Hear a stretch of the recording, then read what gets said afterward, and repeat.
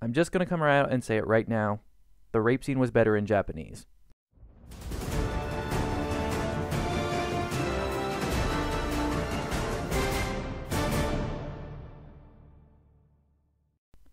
The Pokemon anime is a mixed bag.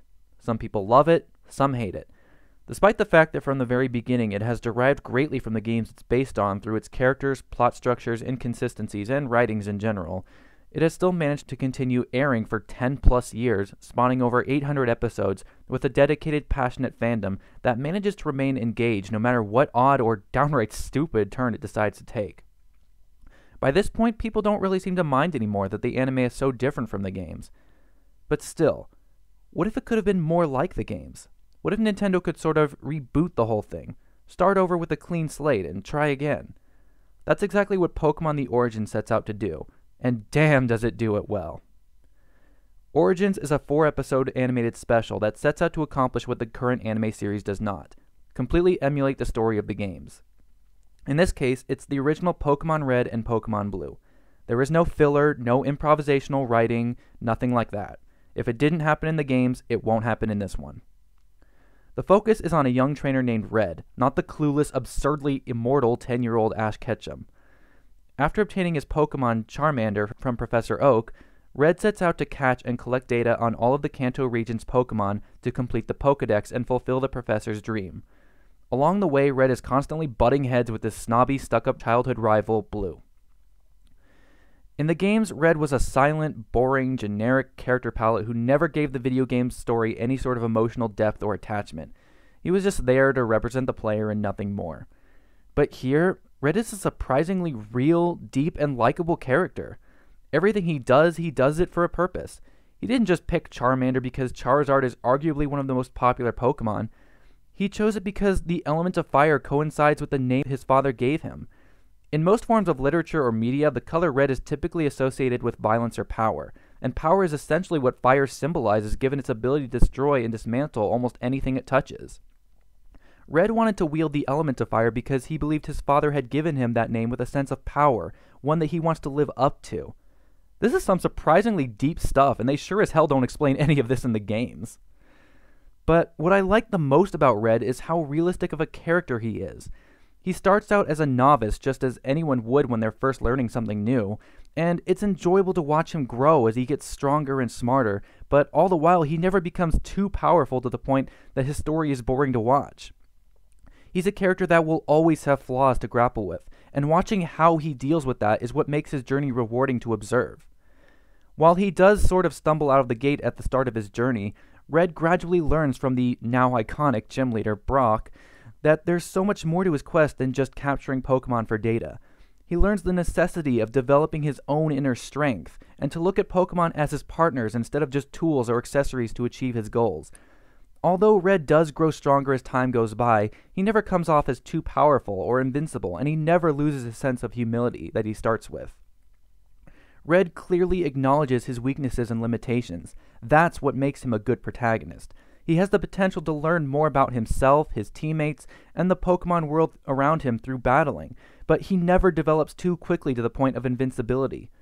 Red may have made mistakes due to his ignorance of the art in the beginning, but unlike Ash, it's clear that he's making real progress. He achieves his goals through hard work, wisdom, and determination, building off both of his achievements and his failures. That is what makes him a much better character than Ash any day. Now, don't get me wrong, I think Red is a substantial breath of fresh air for the series, but his character arc is certainly not the pinnacle of storytelling either. I don't want to raise him up as some sort of pioneer to good character development, because that's not really what he is. After all, the source material is Pokemon when all things are considered. All I'm saying is that, given the simplistic nature of this franchise and its track record for bare-bones storytelling, it's nice to see such great character development under the boundaries of this universe. Along his journey to collect the 8 gym badges, Red visits the Pokemon Tower in Lavender Town, where a surprisingly tragic backstory about Cubone is told, and he later clashes with Team Rocket. Eventually, Red ultimately battles Giovanni himself at the final gym, and even Giovanni gets a little character development during the battle at that point. Not a whole lot, but it's much more than he ever got in the original anime. In the final episode, Red knocks the arrogant Blue down a few pegs in the Pokemon League and becomes the champion, even though doing so was not really his goal from the beginning. The whole thing wraps up after he battles Mewtwo and wins by plugging the new Mega Evolution, and leaves off on a minor cliffhanger about finding Mew to finally complete the Pokédex. What makes Origins so special is that it understands and treats the games with respect. The original anime focused much more heavily on themes of friendship and love and being together and being heroes and blah blah blah, save the rainforest with the super cool power of teamwork and stuff. But Pokemon The Origin doesn't let all of that get in the way.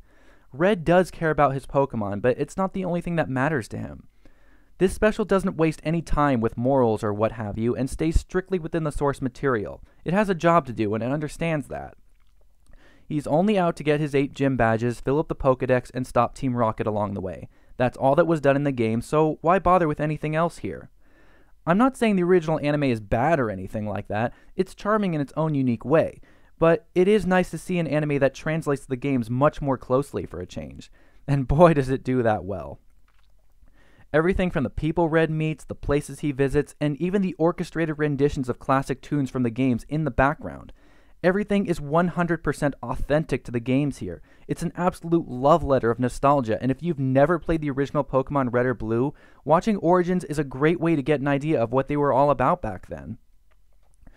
More than anything, though, I just love how beautiful this whole thing looks when you're watching it. The art direction and color palette of the backgrounds are much more authentic to traditional animes as opposed to the original's overemphasis on bright, vibrant colors everywhere. In the other Pokemon series, character models just look stiff and bulky and don't have a ton of movement to them. But here the models are much more streamlined, detailed. They actually have a contrast in colors due to the brilliant shadows and lighting effects. And their movements are much more natural. In the battles, there's a certain degree of detail that is sacrificed for a stunning amount of speed. The models are much more jagged, but the breakneck pace makes the confrontations intense and exciting to watch. If you ever wanted your Pokemon battles to have much more fast-paced action, this is certainly the place to see it. Pokemon The Origin does a lot of things right. However, the one major problem I have with it is in its length. I wish it was longer than just 4 episodes, because there were so many plot points from the games that were just summarized or skipped over entirely. I understand it was done for the sake of time, but why couldn't there be more time? I really don't think anyone would have had a problem with this becoming its own separate series. The stories they did focus on were fantastic and very well executed, but if they had taken the time to explore everything else, it would have made this special even greater than it already is. But it is what it is. Maybe it was meant as a one-time treat, or maybe it's a sign of great potential things to come for the series. Either way, Pokemon The Origin is an absolute joy for anyone who has ever enjoyed Pokemon, and I'd highly recommend it to fans old and new.